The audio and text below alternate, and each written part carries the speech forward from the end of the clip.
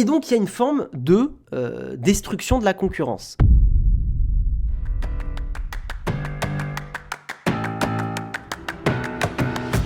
Microsoft a racheté Activision Blizzard hier pour la coquette somme de, elle est notée dans l'article, 70 milliards de dollars. C'est un article de Numérama que je vais vous lire en entier parce que l'article est bien écrit et l'article va à l'essentiel, il n'y a pas de circonvolution. Donc effectivement Microsoft avait racheté Bethesda pour un gros montant, il n'y a pas très très longtemps. Là on est sur un autre level complètement. Dans un communiqué publié le 18 janvier, Microsoft a annoncé le rachat d'Activision Blizzard. Donc Activision Blizzard, c'est quand même un sacré éditeur, ils sont derrière des marques fortes comme Call of Duty bien sûr, Diablo, Crash Bandicoot toujours dans mon cœur, j'ai un amour profond pour cette licence, Candy Crush ou encore Warcraft.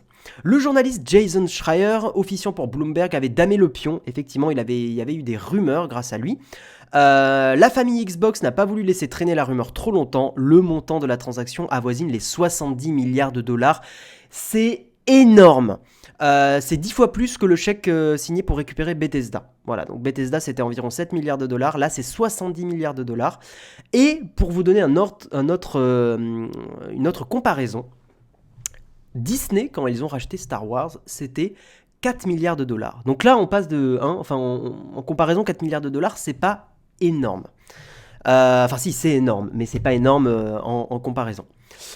Il s'agit ni plus ni moins du plus gros deal du marché du jeu vidéo et en prenant un peu de hauteur d'un deal majeur dans le monde du divertissement moderne. En rachetant Activision Blizzard, Microsoft met la main sur des marques à l'attractivité immense, parmi lesquelles Overwatch, bien sûr toujours dans mon cœur, Diablo, Guitar Hero, Call of Duty, Warcraft, Crash Bandicoot, Starcraft, Spyro ou encore Tony Hawk's. Aux yeux de certains, Microsoft vient de littéralement racheter le jeu vidéo. N'exagérons peut-être pas. Et ils n'ont pas tout à fait tort vu le public immense que touche Activision Blizzard. En vrai non, ils n'ont pas racheté le jeu vidéo, n'abusons pas. Je vous invite à garder vos avis sur le sujet juste après. Là d'abord je blablate autour de... Enfin je lis la news. Et après, je vais vous donner un petit peu ce que j'ai pris comme note, parce qu'il y a vraiment une analyse intéressante à faire sur cette actualité. Et après, je lirai vos commentaires, vous inquiétez pas. Outre les licences évoquées, Microsoft gonfle un peu plus sa force de frappe en matière de studios de développement. Ah oui, il faut que je vous montre une image qui montre aujourd'hui tout ce que possède la division, ou plutôt l'entreprise maintenant Microsoft Gaming. C'est tous ces studios-là. Et c'est pas mal, il y a des gros noms. ID Software, c'est quand même ceux qui avaient fait Doom, rappelez-vous. Bethesda. Alors je regarde, combien j'en connais ? 343 je connais pas, World's Edge je connais pas, Coalition non plus, Compulsion Games ça me dit quelque chose, Double Fine non, Xbox Game Studio bien sûr c'est Age of Empires 4 et pas mal de jeux, Initiative, Inxile, Mojang Studio c'est bien sûr Minecraft, Ninja Theory je connais pas, Obsidian je connais pas, Playground Games je connais, c'est eux qui font Forza Horizon. Rare, c'est eux qui font... Putain, Rare, ça me dit quelque chose, mais là, je l'ai plus en tête. Turn 10, Undead, Arkane, c'est eux qui font... c'est un studio français, Arkane. Si je dis pas de bêtises, c'est ceux qui font Dishonored. Machine Game, je connais pas, Zenima, je connais pas, donc Bethesda et ID Software, bien sûr, c'est très connu. Tango Gameworks, AlphaDog et Roundhouse Studio. Voilà. Rare, c'est Crash Bandicoot. Ok, oui, c'est vrai qu'ils ont repris ce développement. Merci pour la précision. Donc vous voyez un petit peu tous ces studios qui sont maintenant possédés par Microsoft, ou en tout cas qui l'étaient peut-être avant le rachat. Maintenant effectivement il faut rajouter donc les nouveaux studios, donc Blizzard Entertainment, Binox, Demonware, Digital Legends, High Moon Studios, Infinity Ward, qui sont les créateurs historiques de Call of Duty, King, Candy Crush bien sûr, Major League Gaming, Radical Entertainment, Raven Software, Sledgehammer Games, qui ont été des développeurs de Call of Duty aussi, Toys for Bob ou Treyarch, qui pareil ont été des développeurs sur Call of Duty. Je connais pas mal la licence Call of Duty, donc je me rattache à ce que je connais. En termes de talent, c'est bien sûr une mine d'or immense et on imagine déjà des synergies évidentes entre les différentes structures, évidemment. Dans son communiqué, Microsoft n'oublie pas d'évoquer le Xbox Game Pass, le service qui vient de franchir la barre des 25 millions d'abonnés, c'est énorme. S'apprête à accueillir plusieurs jeux édités par Activision Blizzard. Moi j'ai hâte de voir Crash Bandicoot dans le Game Pass, ça serait hyper chouette. Bon par contre je les ai achetés donc ça fout un peu le seum, mais c'est pas grave. Et ça sera bien évidemment le cas pour tous ceux à venir. Nous allons proposer autant de jeux Activision Blizzard que possible, promet Microsoft. Et bien sûr, le cloud gaming de Microsoft en profitera aussi. Pour les abonnés, c'est une excellente nouvelle, sauf peut-être pour la vie sociale, c'est vrai. Et on comprend également au passage pourquoi Phil Spencer, qui est donc le patron maintenant de Microsoft Gaming, ne redoute pas que le PlayStation puisse lancer un format concurrent au Game Pass. Effectivement, le Game Pass devient très très très intéressant. Il reste à voir quel sera l'impact pour le futur du catalogue d'Activision Blizzard, qui continuera d'opérer de manière indépendante en rendant des comptes à Microsoft. C'était un peu déjà le cas aujourd'hui, hein. Le Xbox Game Studio était presque indépendant de Microsoft, hein. Les futurs épisodes de Call of Duty deviendront-ils exclusifs aux consoles Xbox? Rien n'est moins sûr. Moi, j'y crois pas trop à ça. Call of Duty est une poule aux œufs d'or et clairement, ils ont un intérêt énorme de rendre ça disponible sur toutes les plateformes. Microsoft aurait tort de se mettre à dos Microsoft aurait tort de se mettre à dos les utilisateurs PlayStation qui peuvent dépenser de l'argent dans le jeu. Ils prennent aussi l'exemple dans l'article de Minecraft, hein, licence qui appartient à Microsoft depuis le rachat de Mojang. C'est complètement disponible sur les autres consoles. C'est même disponible un peu partout. Minecraft est presque disponible sur votre grille-pain, hein, si c'était possible. La question se pose aussi pour des titres comme Diablo 4 ou Overwatch 2. Putain, j'espère qu'il va sortir Overwatch 2. A noter sur ce sujet que Crash Bandicoot pourrait devenir une mascotte Xbox. C'est vrai que c'est très marrant parce que effectivement Crash Bandicoot était une licence PlayStation à la base. Donc ça c'est assez drôle de voir comment les choses changent. Pour aller un petit peu plus loin, je voulais vous parler justement donc d'un autre article. Donc le premier c'était Numérama, le deuxième c'est Frandroid. On reste chez Humanoid là, hein, complètement. Mais effectivement, je trouvais ça intéressant d'aller un peu plus loin et de comprendre qui est Microsoft Gaming, qui est donc la nouvelle entreprise créée avec ce rachat. Et donc j'avais envie de vous lire aussi cet article-là, pas en entier cette fois-ci, je vais pas vous lire tout. C'est très rare qu'on lise des articles en entier sur le mug, mais c'est vrai que la news est quand même dense. Je voulais pas louper des choses et je trouvais ça hyper important que vous ayez toutes les clés en main, et c'est pour ça aussi que j'ai envie d'aller plus loin avec ce deuxième article pour bien comprendre donc Microsoft Gaming. Donc derrière le rachat, on va trouver Phil Spencer, on en a parlé à l'instant. Phil Spencer, c'était l'ancien patron des studios Xbox. Il est ensuite devenu patron de Xbox et il hérite aujourd'hui du nouveau titre, sacré titre, CEO de Microsoft Gaming. Cette nouvelle structure va désormais chapeauter l'ensemble de la division jeux vidéo. C'est vraiment une nouvelle entreprise. Dès que l'opération sera terminée, dès que le rachat sera conclu à 100%, Activision Blizzard sera vraiment fusionné à Microsoft Gaming. Activision Blizzard, a priori, reste quand même une entité qui va agir un petit peu en son nom, mais elle est chapeautée par Microsoft Gaming. Pour vous montrer l'organigramme, je trouve ça très chouette, parce qu'on est quand même dans le milieu du gaming, milieu qui a été ébranlé par beaucoup d'affaires de scandales sexuels, j'ai le mot en anglais, d'harcèlement, de gros problèmes d'harcèlement, hein. C'est vrai que malheureusement, la communauté du jeu vidéo et les développeurs en tout cas, il y a vraiment des gros problèmes sur ces sujets-là. Et donc je trouve ça hyper chouette, je vais vous montrer l'organigramme. L'organigramme est quand même plutôt, je trouve, un vent de fraîcheur, parce qu'il y a une parité respectée, il y a même plus de femmes que d'hommes.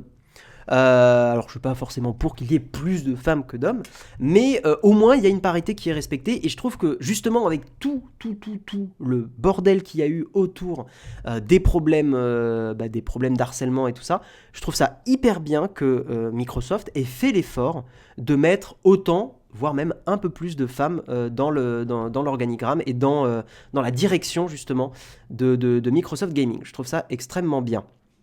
Voilà. L'organigramme tel qu'il est présenté ici est constitué de personnes travaillant déjà chez Xbox auparavant. Intéressant de savoir que personne d'Activision Blizzard ne rejoint cette nouvelle structure. Donc c'est vraiment une espèce c'est un rachat d'Activision Blizzard, mais il n'y a pas de notion de mélange. En tout cas en termes des personnes, des décideurs, comme on dit, des décideurs et des décideuses. Bobby Kotick aussi, oui, effectivement, va rester patron de Activision Blizzard, mais pas longtemps. Il est vraiment pressenti que Bobby Kotick se barre au bout de quelques mois dès que le deal sera terminé. Bobby Kotick, que je ne porte pas dans mon cœur, hein, qui est une personne assez détestable et qui s'est déjà fait détester dans le passé pour, voilà, pour beaucoup de prises de position. Alors, une citation de Phil Spencer qui est un peu bullshit, mais pourquoi pas.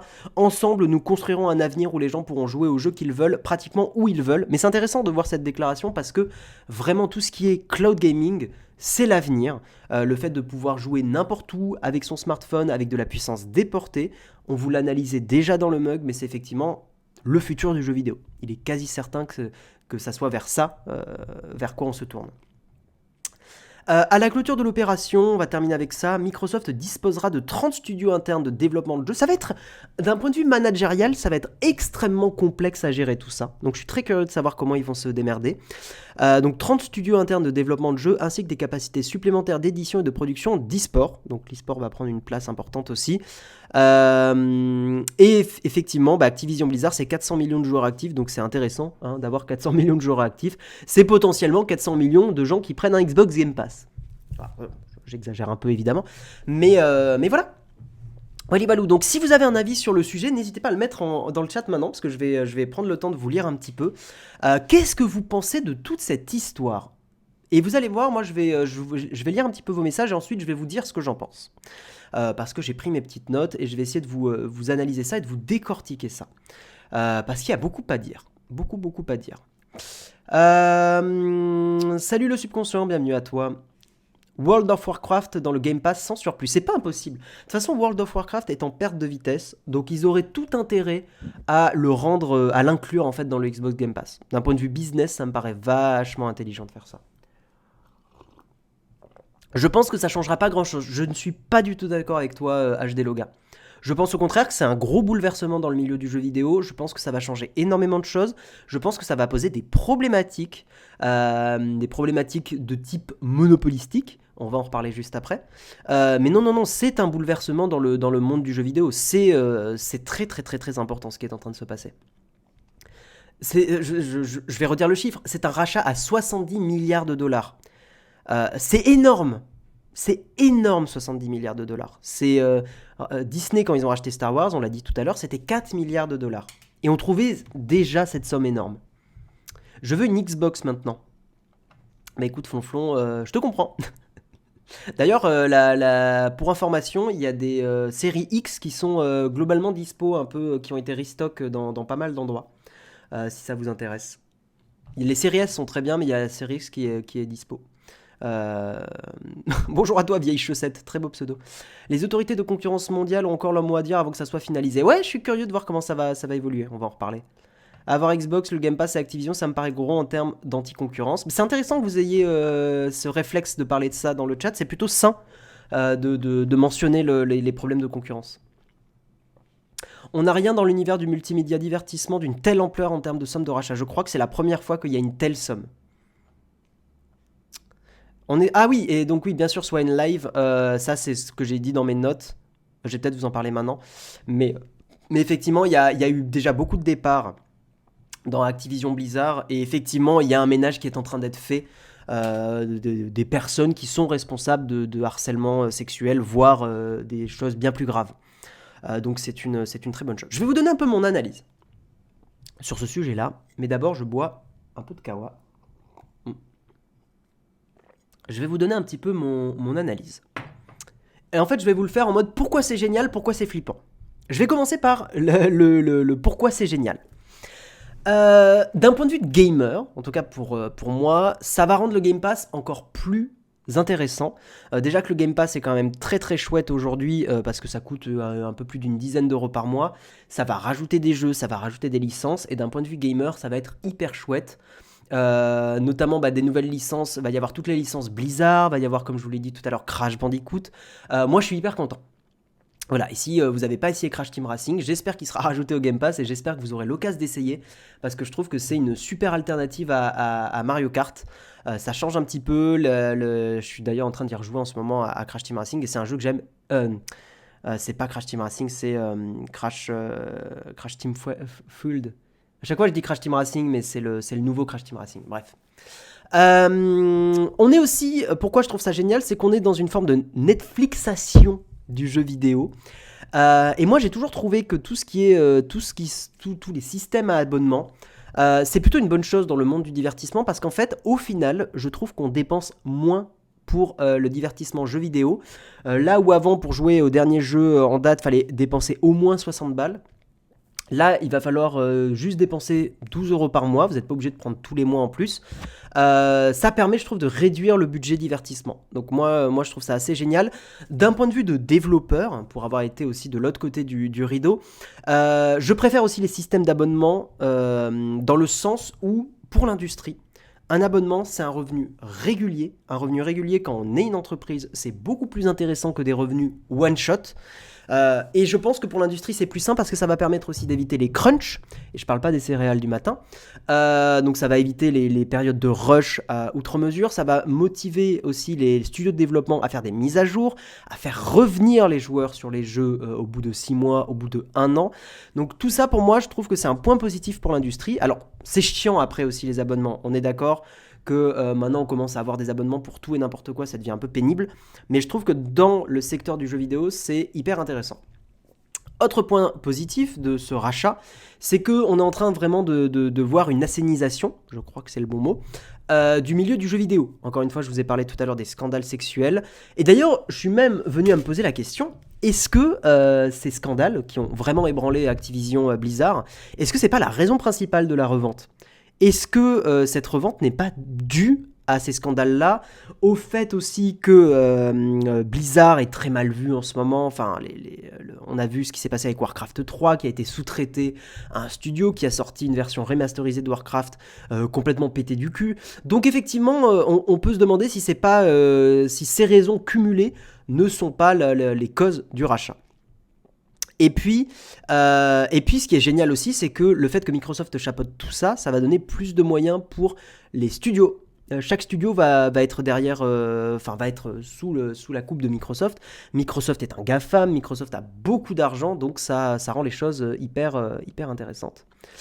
Les abonnements, c'est plus rassurant pour les investisseurs et la gestion financière de l'entreprise. Mais bien sûr, mais on a la même problématique sur Nowtech. Pourquoi on vous parle beaucoup des abonnements sur Twitch et sur Patreon, c'est que les abonnements, la contribution régulière, pour nous, c'est un revenu garanti tous les mois. C'est beaucoup plus simple d'un point de vue comptabilité et sécurité financière d'avoir un revenu régulier. Le fait d'assurer 1 000 € par mois, 2 000 € par mois, c'est une somme, on sait qu'elle est là. C'est de l'argent qu'on va pouvoir prévoir et anticiper.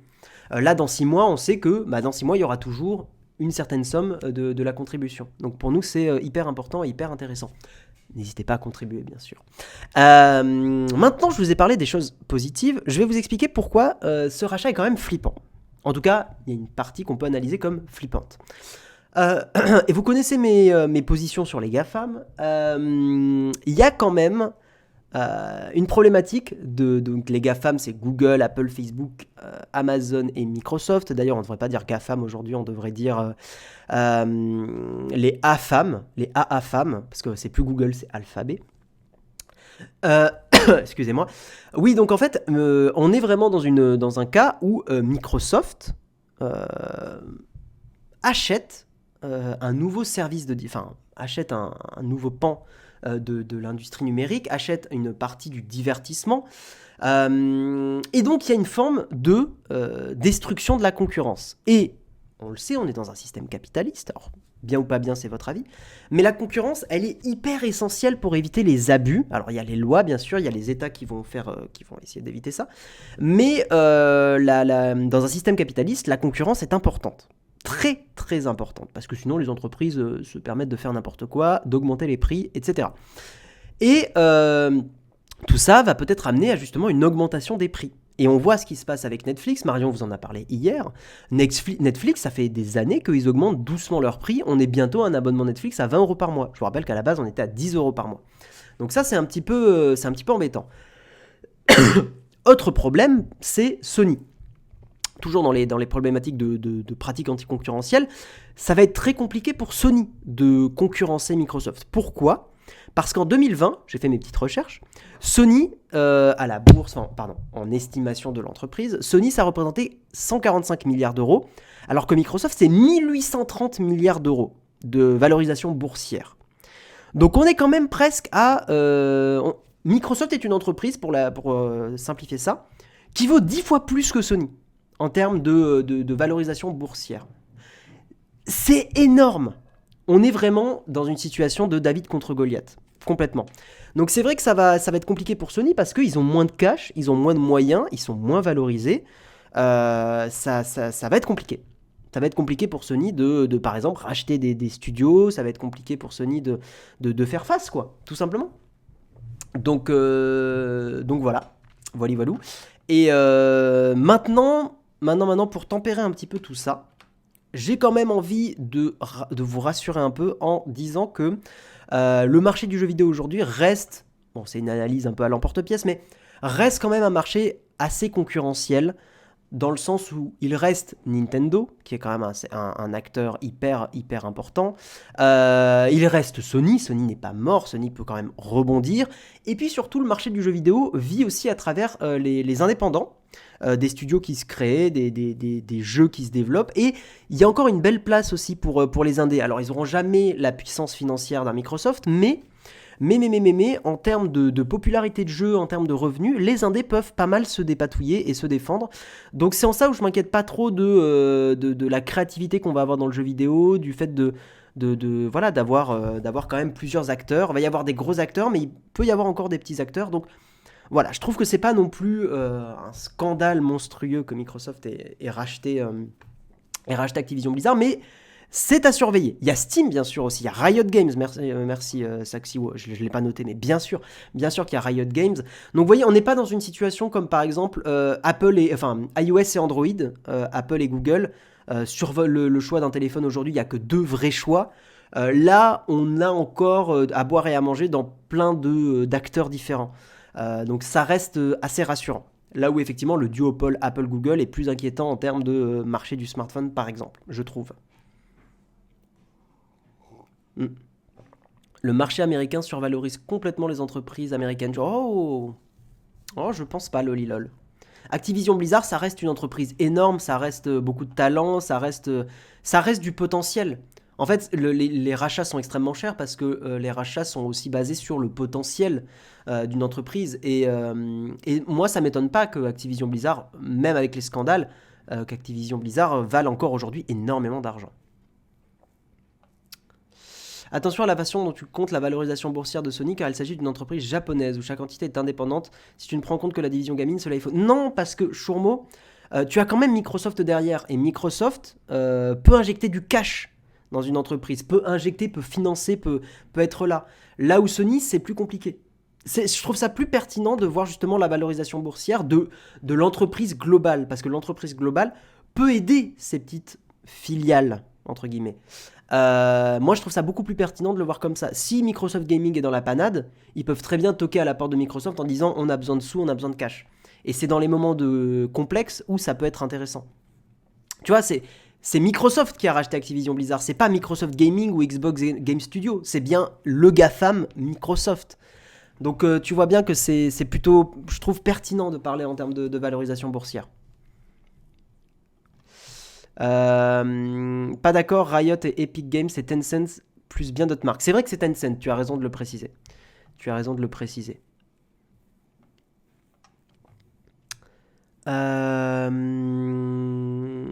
lis un petit peu vos messages. La dématérialisation a vraiment permis aux indés d'avoir des gros succès sans problème de distribution.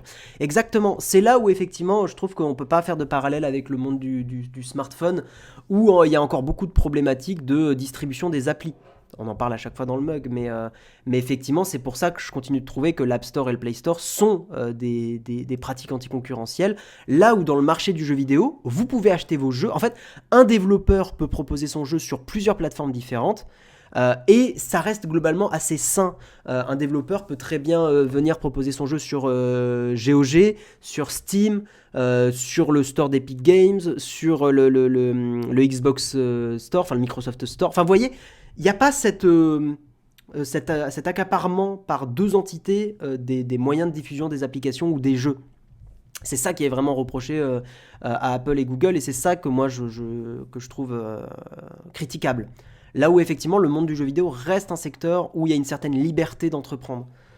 qui est intéressante. Après, qu'on aime ou pas le capitalisme, qu'on le critique ou pas, c'est ça qui fait que, voilà, aujourd'hui, les studios de développement ne seront pas bloqués, pas trop bloqués par la plateforme où ils vont publier leurs jeux. Une boîte américaine est avantagée par le fait qu'elle a immédiatement accès à un marché intérieur de 350 millions de personnes. C'est vrai, lolilol. C'est vrai. C'est vrai, c'est vrai. Google doit être triste de ne pas avoir vraiment percé dans le gaming entre Apple Arcade et Xbox. Est-ce que Google avait vraiment envie de percer dans le gaming? Est-ce que Stadia n'était pas encore un énième projet d'une petite division chez Google et puis dès que le projet est terminé, hop là, ce qui se passe régulièrement chez Google, parce que c'est la façon dont le management fonctionne chez Google, qui c'est beaucoup critiqué. Mais en fait, Google met beaucoup en avant les petits projets internes, et c'est cool, mais dès que ça commence à marcher, et dès que le produit est lancé, euh, chabite.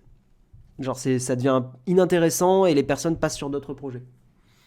Parce que chez Google, il est plus intéressant de monter des projets que de les faire survivre, en fait. Ou vivre. Malgré leur argent, Microsoft galère à sortir des jeux de qualité depuis des années, malgré plusieurs rachats. Justement, d'où le fait d'avoir acheté Activision Blizzard. Ils ont acheté des talents, ils ont acheté des développeurs et des développeuses de talents et de qualité. Donc c'est là où ils ont, je pense que ce rachat est hyper intéressant, même en termes de création vidéoludique. Maintenant, effectivement, en termes de pratique anticoncurrentielle, c'est à surveiller. Je suis pas inquiet, mais c'est à surveiller. À la base, Gmail est un side project. Ouais, mais Gmail permet, tu vois, de collecter beaucoup de data sur les gens, ça permet de vendre de la pub. Là où Stadia, la collecte de données, elle est beaucoup plus light. Alors qu'à analyser des mails, dans les mails, tu as beaucoup, beaucoup d'informations sur les gens. Les mails, c'est une grosse partie de la vie privée des gens. Là où lancer Doom, bon, ok, ça indique que tu es potentiellement plus une catégorie de personnes, c'est clair, mais c'est moins... voilà. Je ne suis pas d'accord, Flight Simulator est acclamé. En plus, tu as raison, soit Live. Effectivement, Flight Simulator a été développé par les studios Microsoft et il est beaucoup aimé de beaucoup de monde. Euh, il faut pas oublier qu'Activision a fait fuir tous les gros talents de chez Blizzard. Ouais, mais il y a beaucoup de gens de chez Blizzard qui se sont barrés aussi.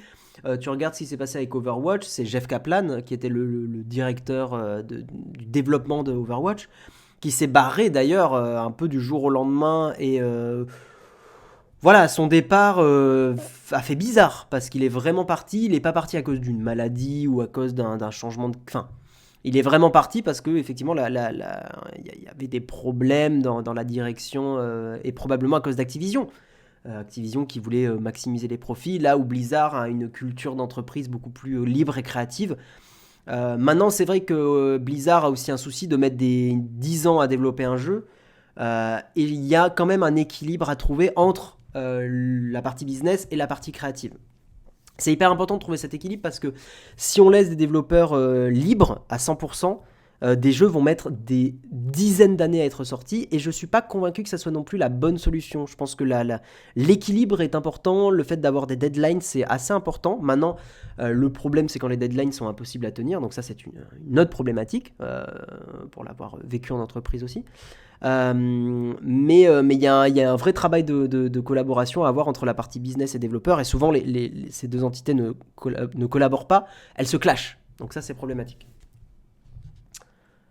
J'ai très envie de parler de ce sujet pendant tout le mug. Le problème, c'est que je regarde un peu parce on a d'autres articles, mais en vrai, les autres articles, ils sont pas si importants que ça. Je prendrai 5 minutes pour vous faire les autres articles en bref. À 40, là, on parle encore du sujet pendant 4 minutes, et à 40, on fera les articles assez rapidement. Il n'y a pas grand chose à dire sur les autres articles, hein. Donc, on va continuer de parler de Microsoft, c'est hyper intéressant. Je trouve ça trop passionnant ce qui se passe. Les démissionnaires Blizzard se mordent les doigts de ne pas être Microsoft maintenant. Ah, pas forcément. Pas forcément parce qu'il y a des gens qui ont donné leur vie à Blizzard, qui se sont sentis un peu trahis depuis Activision. Tu sais, je pense que quand tu es trahi par une boîte, le fait d'y revenir des années plus tard, c'est possible, hein, mais il faut mettre un peu son ego de côté. Et puis il y a des gens qui ont vécu dans un stress de développement pendant des années, qui ont envie de se poser, quoi. Je pense que t'as pas la même énergie quand t'as 25 ans et quand t'en as 45. C'est pas impossible que Jeff Kaplan, je sais plus quel âge il avait, mais il devait avoir 35-40 ans, je pense. Tu vois, il a dit merde, quoi. Vous voyez le merde de Léo Dagan dans Camelot, c'est ça, quoi. Genre, merde. Genre, il avait envie de se barrer, quoi. Et ça se comprend. Activision a quand même poussé Mike Morhaime, le fondateur de Blizzard, vers la sortie. Plusieurs notes internes ont expliqué que ça avait traumatisé les employés de chez Blizzard. C'est ça, mais les employés de Blizzard ont été beaucoup traumatisés par beaucoup de décisions d'Activision, hein. De toute façon, quand il y a des gros changements comme ça, l'ambiance change dans une boîte. Je l'ai vécu aussi, ça, dans une boîte dans laquelle j'ai bossé. Quand tu as un manager, quand tu as quelqu'un qui chapeaute un peu quelque chose part, ou quand une personne qui défend un peu les employés part, ça crée des ambiances beaucoup moins agréables. Et ça crée des départs à la chaîne. Parce que tu as été recruté pour une certaine ambiance aussi. Et le fait de ne plus la retrouver, ça pose des problèmes. L'action était à 50$ avant l'annonce du rachat, elle est remontée vers 80$. Non, mais comme quoi, hein. Comme quoi. Activision ressemble de plus en plus ses studios à faire du Call of Duty. Blizzard est resté à part parce qu'ils ont des licences ultra fortes, mais tant que Call of Duty restera un succès commercial, ils vont continuer comme ça. Je suis pas d'accord avec toi, AXZ. Je suis pas d'accord avec toi. Effectivement, Call of Duty est très rentable, mais je pense que l'argent de Microsoft va permettre à Blizzard de souffler un peu et de permettre justement de recréer des licences, de prendre un peu le temps de développer Overwatch 2. Je pense que c'est plutôt une bonne nouvelle. Et en fait, il y a moyen dans une entreprise d'avoir une poule aux œufs d'or un peu simple à développer et d'avoir un truc un peu plus créatif et artistique. C'est important pour une boîte d'avoir d'avoir une patte artistique forte. D'avoir en fait enfin voilà, de garder une âme d'artiste, de garder une âme de créatif. C'est hyper important pour une entreprise. Parce qu'il faut avoir une espèce comment dire, il faut que les joueurs et joueuses soient pas fanatiques, mais vous voyez, soient très fans d'une entreprise aussi pour leur faire confiance, pour précommander des choses. Enfin, en fait, c'est aussi une part du business de faire confiance à 100%. On a aussi ces problématiques dans YouTube. C'est hyper important pour nous pour la survie de la chaîne, faire des vidéos où on vous parle d'annonces d'Apple, de choses comme ça, mais aussi faire des vidéos beaucoup plus personnelles, beaucoup plus créatives, beaucoup plus, comment dire, beaucoup plus d'analyse. Parce que c'est ces vidéos-là aussi qui vont faire que vous allez avoir confiance dans les vidéos qui vont sortir et que même si la vidéo, le sujet, vous êtes un peu en mode, bon, vous vous dites, bah c'est Nowtech, donc c'est forcément chouette. Et ça, c'est hyper important. Et chaque entreprise qui crée du contenu, qui crée du divertissement et tout ça, a besoin de cette espèce de, comment on dit une licence artistique, non? C'est pas ça un peu le terme.